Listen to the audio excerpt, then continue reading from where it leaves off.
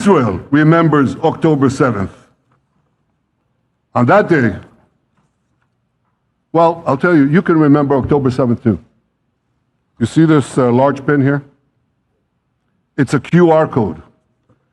What I ask you to do is hold up your phones, zoom in, and you too will see why we fight and why we must win.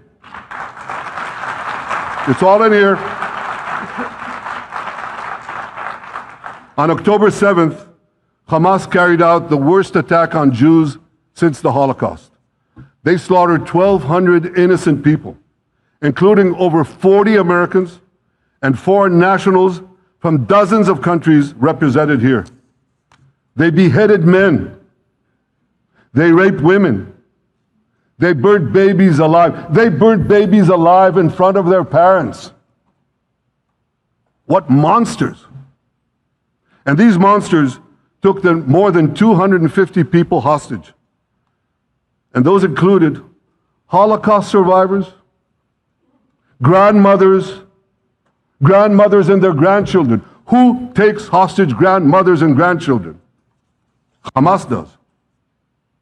So far, we've brought home 207 of these hostages, but 48 still remain in the dungeons of Gaza. 20 of them are alive, starved. Move forward in this a little bit. Anti-Semitism dies hard. In fact, it doesn't die at all. It just keeps coming back with its libelous lies, refurbished, regurgitated over and over again. And I want to tell you something else. These anti-Semitic lies, they have consequences. In recent months, Jews have been assaulted in Canada, Australia, Britain, France, the Netherlands, and elsewhere. Here in America, an elderly Holocaust survivor was burned to death in Colorado. And a beautiful young couple from the Israeli embassy in Washington was brutally gunned down right in front of the Holocaust Museum there. Thankfully, President Trump's administration is forcefully fighting the scourge of anti-Semitism, and every government here should follow its lead. So I'll let you can go to YouTube and the UN website and you can listen to the whole speech. I would recommend you listen to the whole speech, listen to Trump, listen to all of Abdullah, listen to Erdogan, because I think these are all significant players in the times in which we live. So after the meeting, let me go this way first. I want to talk about a Gaza plan that's been introduced. Let's see. Let me do that first. So after the UN meetings, Trump had meetings with the Muslim, Arab and Muslim leaders to talk about a Gaza plan. Since that discussion, I have not seen the exact plan itself. It's sort of vague in some respects. There's no indication that Israel or Hamas will accept it, but everybody in the world is jumping on board with it. It came from the Trump administration, Jared Kushner, Tony Blair, and others. So I'm going to go through the 21 points because I think it's important that we see this. And I will admit up front, I am very troubled that our government is involved in this. This will not work. It's a disaster. All of these agreements have been disasters. The definition of insanity, many people have said throughout history, is doing the same thing over and over again and expecting a different result. Peace plans, two-state plans, solution plans have been presented to the Palestinian Authority on many occasions.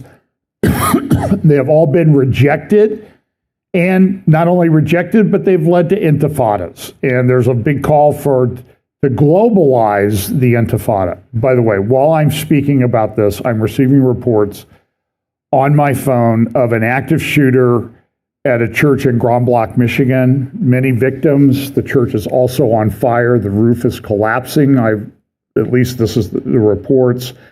It's a Mormon church. It's a Church of Jesus Christ of Latter-day Saints. But that's irrelevant. It's in Grand Blanc, Michigan, sort of north of Detroit, a ways, maybe I don't know how far it is, an hour, 2 hours north of Detroit, Flint, Michigan, that area. So pray for those people, the victims, first responders. It's an active thing that's going on as we speak. So Trump brings these terrorism supporters to a meeting in New York to talk to them. You see Abdullah II there on the right, Trump, Erdogan, and the Emir of Qatar. I don't know how to explain why we're doing what we're doing. By the way, there's a huge article in the New York Times this morning, Peace and Profit Blur in the Middle East. Now, we can hate the New York Times. That's fine. But this is being reported multiple places about Witkoff, the main envoy from the Trump administration to the Middle East, his son running around the Middle East, running around Qatar, making business deals and making a lot of money doing it. I have big problems with that. I question the ethics of it. I don't like it, and I think it clouds people's judgment. And there are things that Witkoff does in this, and it's like I can't explain why he's thinking that, or if he is thinking anything when he does these things. Same way with this guy named Tom Barak, who is the ambassador, I think he's the ambassador to Turkey and envoy to Lebanon and to Syria. I'm just saying I don't understand this guy. Every now and then he'll say something nice, but it's a very, very mixed bag. So here is the plan. This has been leaked. Times of Israel, Washington Post. I'll give you a little bit of context. Here's another picture of the meeting. And this is a plan that's developed by Tony Blair and Jared Kushner. As I said at the conference in Texas, Tony Blair's been around since I was using a blow dryer every day. I mean, that's how long ago. I know. I can see what? You used one ever? Yes, things deteriorate over time. And what was the line that George said in Seinfeld once? What you're looking for is the remnants of a great former civilization of hair. And it's losing. But Blair is all over this. He's never gone away. Just like Barack Obama has not gone away. He's still around. And if you remind me, I'll make a comment about the Comey indictment if I think of it. If not, I've got plenty of other things to talk about. So this was a plan that came out a few weeks, it's dribbled out over the last year and a half in different forms. One of these was the most recent one was this big PowerPoint, multiple megabytes, color photographs. And I want you to look at the terminology that's used here. It was called the Great Trust, from a demolished Iranian proxy to a prosperous Abrahamic ally. So they're tying in Abraham Accords, Abraham Shield, towards a new Abrahamic covenant, and what they're going to do. And down here, the GREAT stands for Gaza Reconstitution, Economic Acceleration, and Transformation. And they have maps. They have railways coming from Neom. And we'll talk some about Neom and New Babylon and that type of thing on Wednesday night. But they're talking 10 mega projects. They're going to have smart cities in Gaza. They're going to rebuild it. There are conceptual drawings. They're going to try to make it look like Dubai in the United Arab Emirates. That big, wonderful city. It's taken 30-some years to build. And they think they're going to build this thing quickly. There are going to be waterways and railroads and roads and big towers and beaches and resorts. And what do you see down here in the lower left-hand corner? Fields where things grow. There were fields like that back in 2005. There were high-tech greenhouses back in 2005 that were owned by Jews. And in 2005, every single Jew living and dead, was kicked out of Gaza. Every single one. So the Gazan Arabs, they had their Jew-free state that they wanted. How's it gone? Saw a good meme the other day. It said, under Jerusalem, 3,000 years of Jewish history, including the pilgrimage road that's just opened. In a ceremony last week or week before. I don't even remember now. It's been recently, let's just put it this way. Under Gaza, 300 miles of terror tunnels. And this is why it's so difficult. People say, well, why are you doing that? Why do you? Because you have to defeat the enemy. They're the ones who put people as human shields. They're the ones that are responsible. They're the ones who took hostages. And now they're saying that Israel has arrested people for terror attacks and that they have hostages too. Israel has hostages too. So all the language to talk about this has been completely perverted. So here's the Gaza plan. Do you have a proposal or an idea? By the way, so just listen a little bit. This is Jared Kushner earlier this year, late last year at Harvard, talking about Gaza. Or a sketch for how we end this crisis? Sure. So I think the dilemma that Israeli leadership has right now is, do you do a short-term deal that leaves you more vulnerable in the future? Or do you take this current situation and try to figure out a way where you can create a paradigm where your citizens will be safe and this will not happen again? So it's a very, very tough dilemma to be faced with if you are the leader of a country. So what I would do right now if I was Israel is I would try to say, number one, you want to get as many civilians out of Rafah as possible. I think that you want to try to clear that out. I know that with diplomacy, maybe you get them into Egypt. I know that that's been refused, but with the right diplomacy, I think it would be possible. But in addition to that, the thing that I would try to do if I was Israel right now is I would just bulldoze something in the Negev. I would try to move people in there. I know that won't be the popular thing to do, but I think that that's a better option to do so that you can go in and finish the job. I think there was one decision point they had. Do we go into Gaza? Do we not go into Gaza? They had the hostages. There really was, I think, no choice but to do that. I think that they were smart to go slowly and deliberately. Gaza's booby-trapped like crazy. They have over 400 miles of underground tunnels. And so I think that they've taken some of the right steps in order to go there. But you have to, again, I think Israel's gone way more out of their way than a lot of other countries would to try to protect civilians from casualties. But I do think right now opening up the Negev, creating a secure area there, moving the civilians out, and then going in and finishing the job would be the right. By the way, he mentions Egypt. So he goes on with his plan and he says, look, this is great for an entrepreneurial to go in and develop business and to take care of the problem, create economic opportunity, and everything's going to change. By the way, he's doing the same thing in Albania. He is all over the place. You need to pay attention to what he's doing. So here's, one of the pictures of Gaza. It looks like Dubai. Gardens, rooftop gardens, towers, beach, port, harbor, railways, all of these things. So here's the Gaza plan. As again, you can see it at Times of Israel or today's Washington Post. The 21 summaries. Gaza will be a de-radicalized, terror-free zone that does not pose a threat to its neighbors. Gaza will be, number two, Gaza will be redeveloped for the benefit of its people. These are, as you can see, they're kind of vague. And every one of them begs the question is like, oh yeah, how are you going to do that? De-radicalize. If both sides agree to the proposal, the war will immediately end with Israeli forces halting all operations and gradually withdrawing from the Strip. Within 48 hours of Israel publicly accepting the deal, all living and deceased hostages will be returned.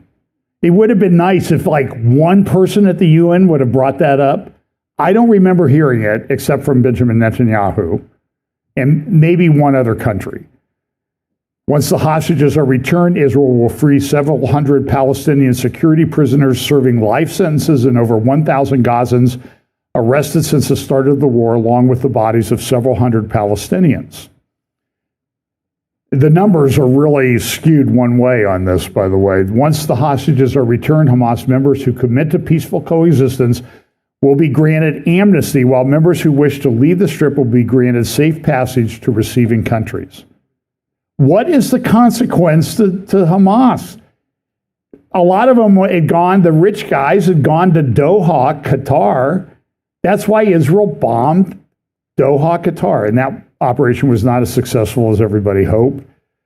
Once this agreement is reached, aid will surge into the Strip at rates no lower than the benchmark set in January 2025 hostage deal, which included 600 trucks of aid per day, along with the rehabilitation of critical infrastructure and the entry of equipment for removing rubble. Aid will be distributed without interference from either side by the United Nations and the Red Crescent, along with other international organizations not associated with either Israel or Hamas. By the way, it is so easy to go find videos of Hamas people publicly executing and shooting on the street Palestinian Gazans because they might have been suspected of collaborating with Israel. Just shoot them in cold blood right on the street. No trial, nothing. Just bring them out. And I've seen video after video of this. It's happening.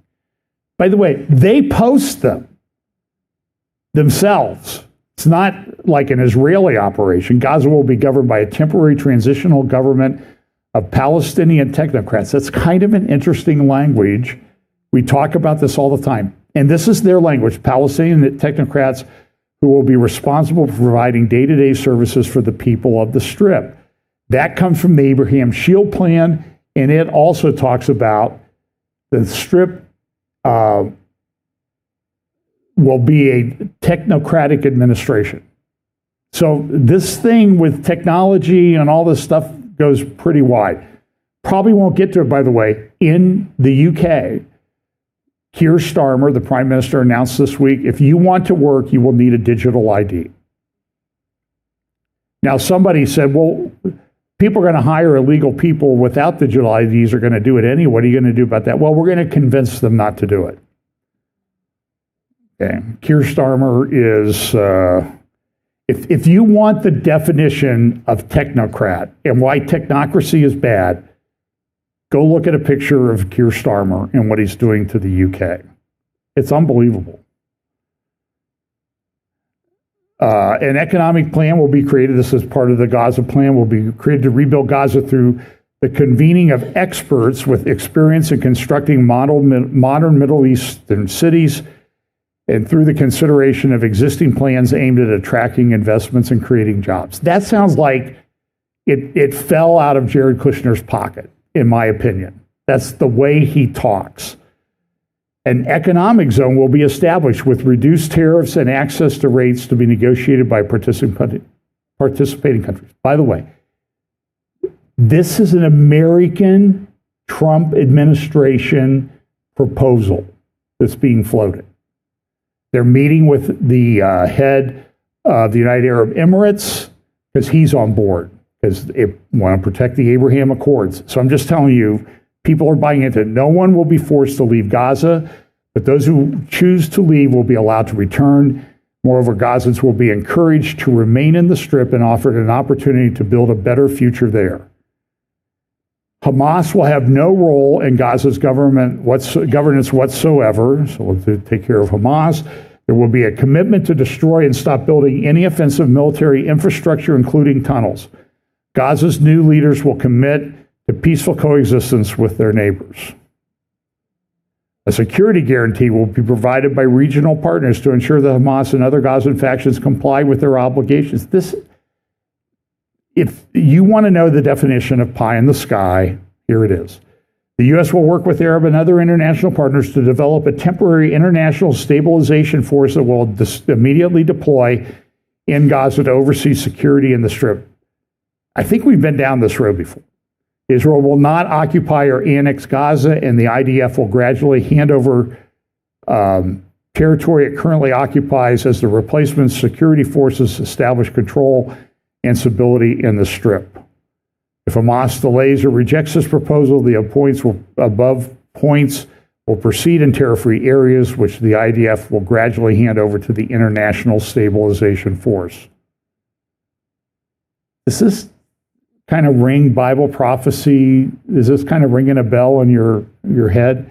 Israel agrees not to carry out future strikes in Qatar. The U.S. and international community acknowledges Doha's important mediating role in the Gaza conflict. by mediating, you mean spewing out pro-Hamas propaganda, then okay, I'll agree with that statement. I don't understand this, okay? And people will say, oh, Trump's doing, it's 4D chess. I don't want 4D chess. I want the war to end, but I want it to end with somebody victorious, not this slop that they're proposing here. A process will be established to de-radicalize the population. This will include an interfaith dialogue aimed at changing mindsets and narratives in Israel and Gaza. This is also comes out of the Abraham Shield. Moderate Arab countries will guide the Palestinian Authority in de-radicalization processes. Because why? Because they educate their kids like this in their schools all the time and have for decades and decades and decades. In promoting education for tolerance and coexistence. By the way, King Abdullah, got a thing for you. There's a great organization, I think it's based out of Sweden or Norway. It's called Impact-SE. Go look it up, impact-se.org or .com.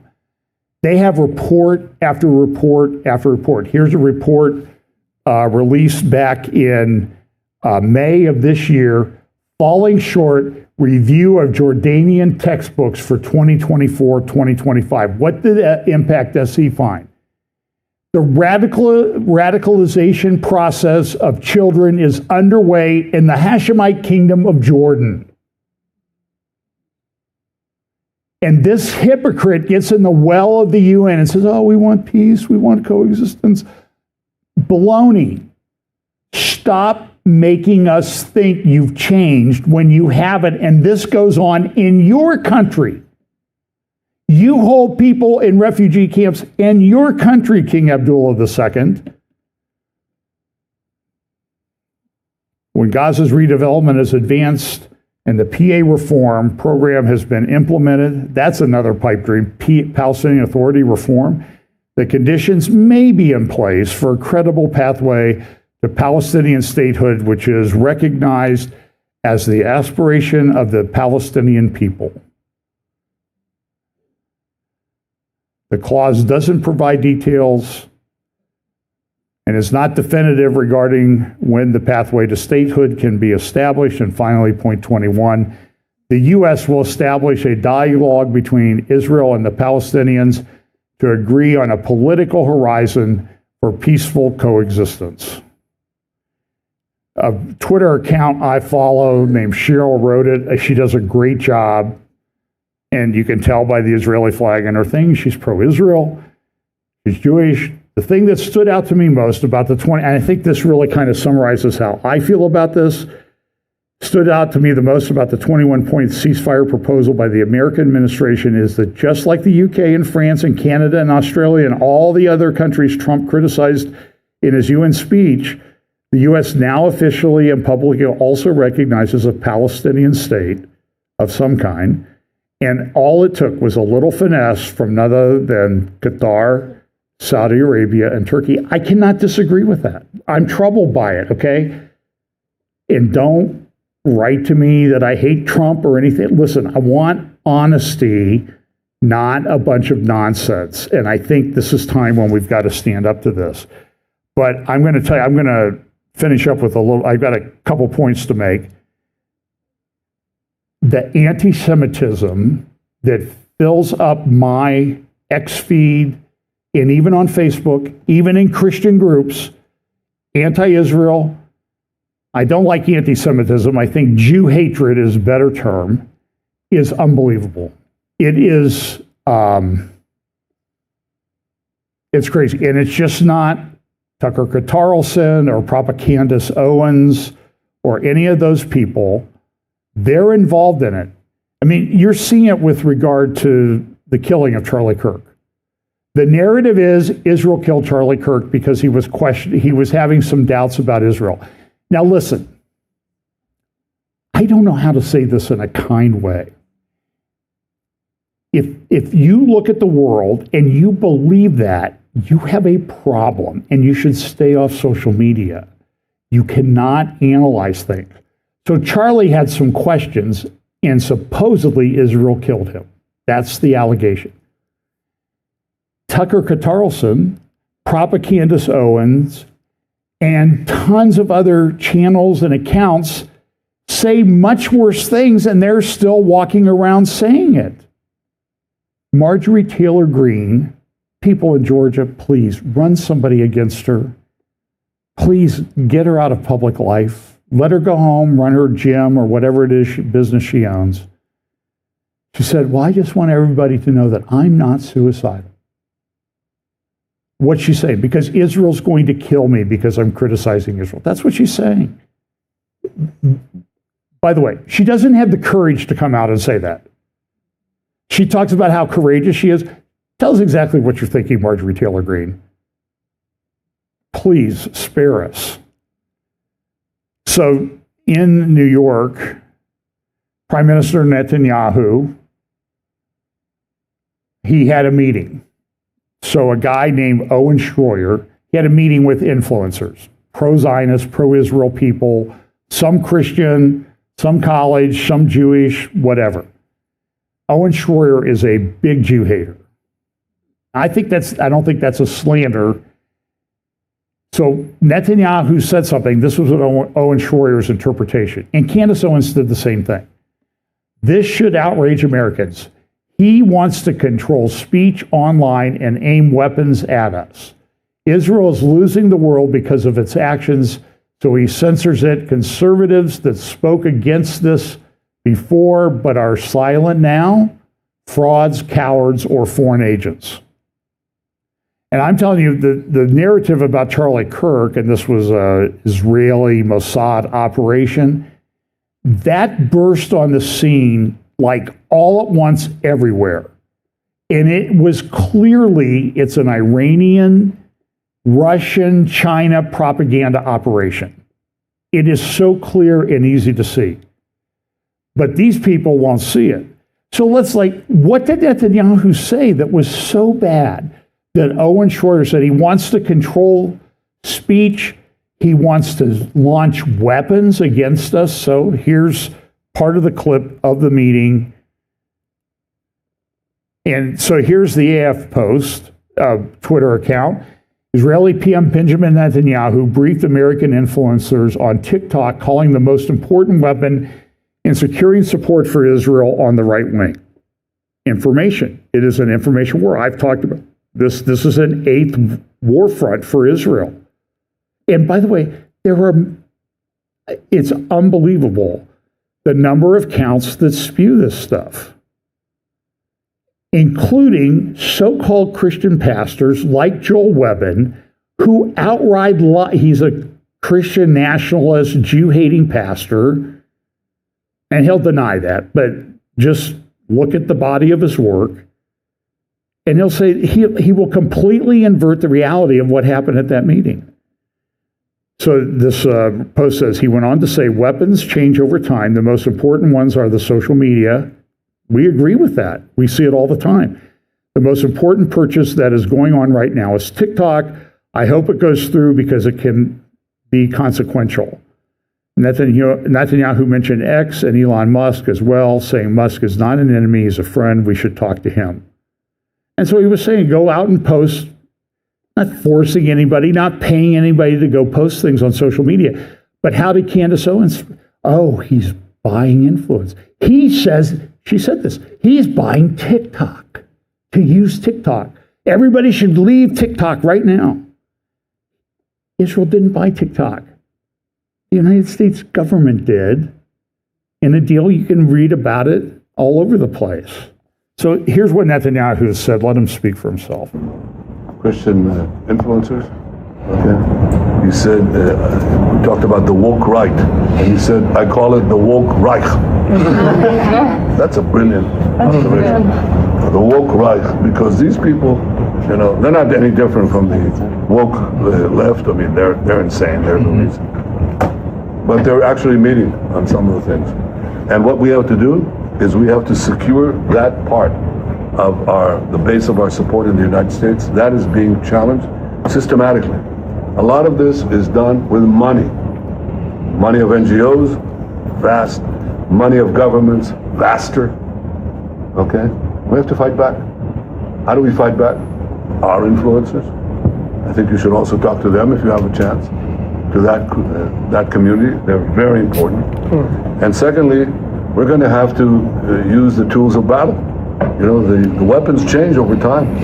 You can't fight today with swords. That doesn't work very well. Okay? And you can't fight with cavalry. That doesn't work very well. And you have these new things, you know, like drones, things like that. I won't get into that. But we have to fight with the weapons that apply to the battlefields in which we're engaged. And the most important ones are the social media. And the most important purchase that is going on right now is Followers. TikTok. TikTok, number one.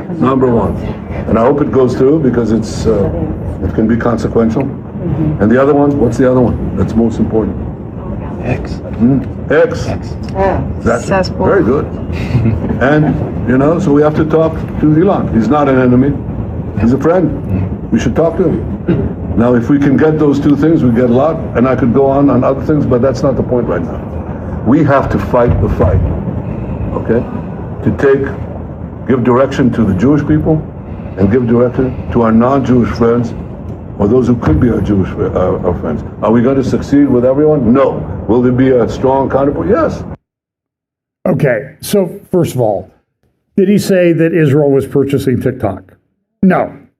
Did he say Israel wants to censor social media? No.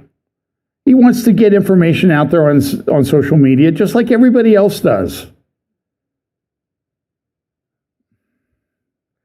Ursula von der Leyen gave a big speech in the State of the Union in the EU talking about censoring social media. You know, but we all love her, right? It's crazy. So Dumasani Washington, who I've interviewed, he wrote a great article about a year and a half ago with a lady from Epic Times, and I can't remember her name, begins with an R, called The Arsonist. It was about Tucker Carlson in his recent interview of Munther Isaac. I interviewed Dumasani about this about 18 months ago. I hope to interview him soon. By the way, he's going to do a panel at Genesis 123 Foundation, like Genesis 12.3, Genesis 123 Foundation. Look it up. They're doing a webinar. I think it's noon Eastern on Tuesday. You have to sign up for it. They won't inundate you with ads or anything like that. So look it up. If I could find a link to it, it may have a limit of number of people. It will be on Genesis 123 Foundation YouTube channel afterwards. But so Dumasani Washington, he posted this. He's talking about Muslim Brotherhood political analyst Salman Hadi praises Marjorie Taylor Greene. This guy is a Muslim Brotherhood guy. So he gets on and he praises Marjorie Taylor Greene, Matt Walsh, Tucker Carlson, Candace Owens for their role in raising the causes of Israel hatred or anti-Zionism on the right. Because we decided to do this instead of sleeping, Trump spared the Iranian regime. You shifted an entire U.S. foreign policy. It was a 12-day war, but it didn't finish the job. It helped. But here, listen to what the guy says. That we're seeing now right-wing bases. Who would have thought that Tucker Carlson, of all people, would sit there and be the #1 advocate against Zionism in America today? Candace Owens, did you guys see the Ted Cruz interview where Tucker Carlson rips into Ted Cruz and just completely destroys him? Matt Walsh likewise, and there's a huge Marjorie Taylor Greene. Sean King said to me when we were in the car once, he said, Sammy, you don't understand who Marjorie Taylor Greene is. She's the representative of the most racist area in Georgia. African Americans were told not to go to her area. She's now one of the loudest advocates against Zionism. But here's my point about the Ummah when you said that we've done everything we can. Why has that change taken place? Because we've started to deploy a power that we haven't maxed out yet. Trump is looking at Tucker Carlson, who's saying we shouldn't get involved. Candace Owens, we shouldn't get involved. Matt Walsh, we shouldn't get involved. Dave Smith, Trump needs to be impeached if he goes into Iran. So Donald Trump, because of that scream, because of you here in Kuala Lumpur, because of us in London, because of those in Berlin, in Rome, because we actually decided to speak about it, because it became relevant, because we decided to tweet about it, because we decided to because we decided to do da'wah at last instead of sleeping, what happened was Trump instead went to the Iranians and said to them, listen, I need a way out. I'm going to send 2 bombers. They're going to bomb, but what did Israel say? These 3 sites. Your scream, your voice, it has power. It shifted an entire US foreign policy. It stopped Trump from intervening in Iran itself. And this is the whole point. When people say, why come to Kuala Lumpur? Why go to these places? It's because the power is not there like you think it is. The power is here. We are achieving results. They said that when Trump comes to power, it will be disastrous, like for Muslims in America. Mahmoud Khalil, arrested, released. Rumaysat Oztur, arrested, released.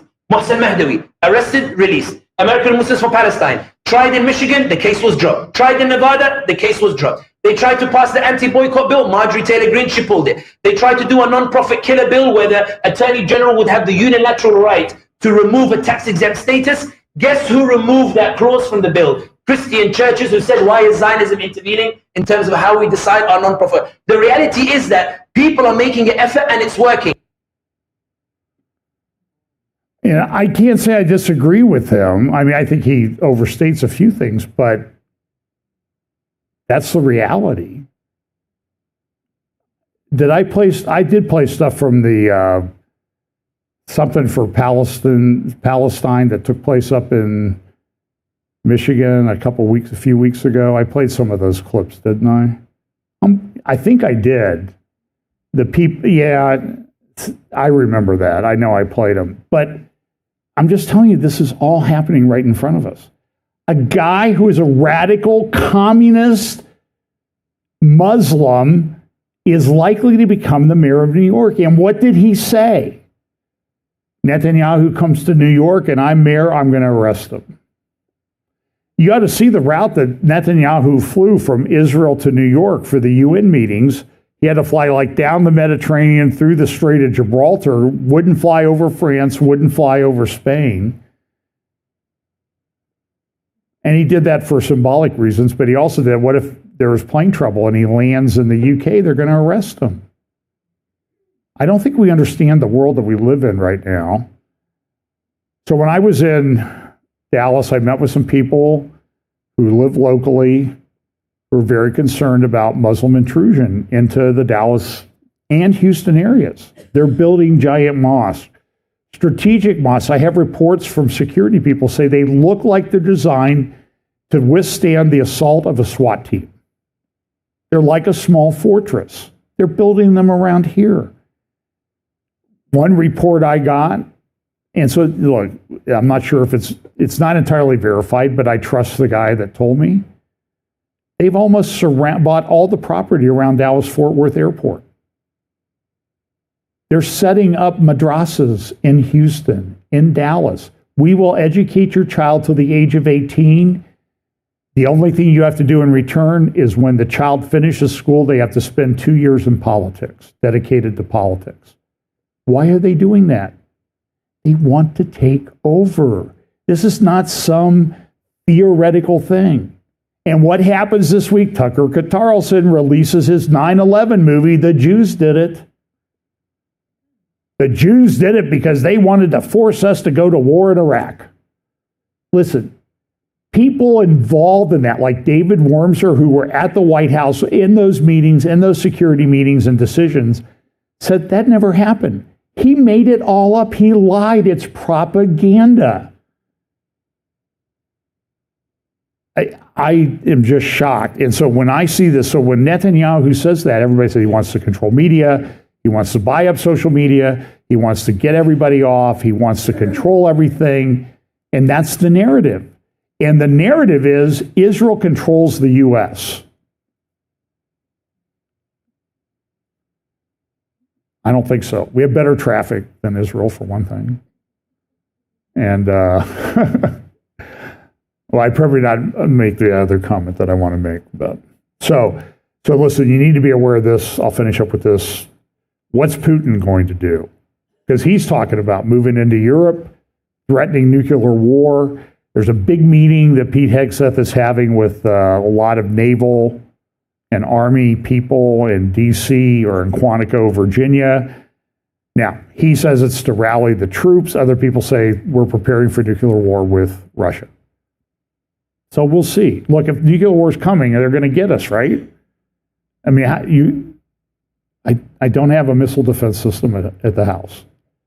So, and I know where I'm going anyway if something happens.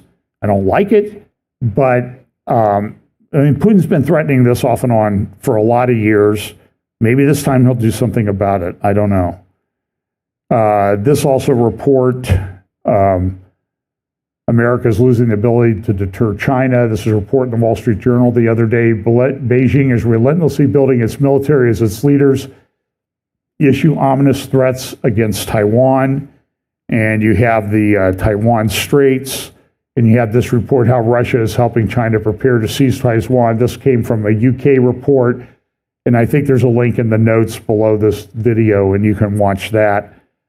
I don't know if it's going to happen. This is what the article says. The capacity to airdrop armored vehicles on golf courses or other areas of open and firm ground near Taiwan's ports and airfields would allow air assault troops to significantly increase their combat power and threaten seizure of those facilities to a clear path for the landing of follow-on forces. And everybody's upset with Trump.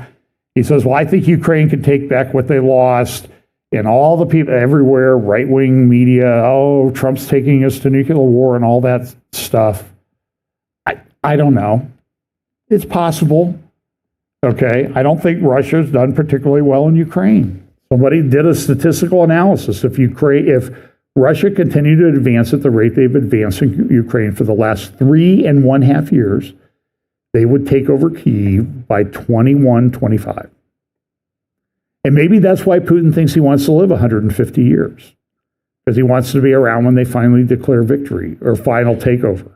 There's a lot of components moving there, and I've talked about that. The religious, imperialistic tendencies of Putin and everything. So anyway, a lot going on. And that, by the way, that's China coast. That's the Philippines in the bottom, and that's Taiwan in the middle, about 100 miles off the Chinese coast. So whether they'll try an amphibious landing on that, I don't know. They've got things they built for it, but there's a lot of missiles and drones and that type of thing that didn't exist back in those days. And I don't know exactly the total capabilities of Taiwan, but I know they're preparing for it. So we'll see. Okay, so a lot of stuff going on. Pay attention. And Technocracy Roundtable on Wednesday at 7 p.m. Eastern. And if I have other things I do, I'll post them on social media. Okay, let's pray. Lord, thanks for your word. Lord, pray you'll give us strength to stand in this day, even though the news is troubling. But we know that you fill us with the power of your Holy Spirit to be able to stand up for truth and the glorious gospel of Jesus Christ. Give us opportunities to share that with those around us. Bless us this week. In Jesus' name, amen.